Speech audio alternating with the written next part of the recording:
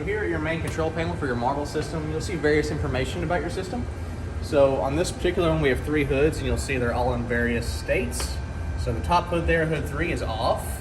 We show that this hood 1 is an override, and we're seeing a airflow value there. Hood 2 is at minimum runtime. What that means is it just was recently on and requires that it run for a certain amount of time before it's allowed to turn off. And then of course we see the airflow for our overall system, as well as the status of our water wash system. Okay, so we also on the main screen here have these alarm indicators on the right. So green of course means everything's okay, orange means it might need to be checked, and red means there is an active alarm. So we can also go in and see more information about these systems. So if I click on hood 1 here, you'll see that it takes a minute to pull up. But once it does, so once the information for the hood pulls up, we can see a lot more detail here. We can see what percentage of design airflow we're running at. We can see the actual airflow value in CFM. We can see the hood damper position. So you'll see on this particular hood, we're running right at design airflow. It's bouncing right around it.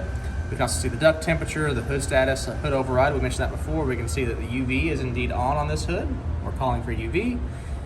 So yeah, if you ever need more information about your hood, you can click here to see it. And the final thing I'd like to mention that you see on the screen here is when you first start your system up, you may see this note on top that talks about calling Halton Service.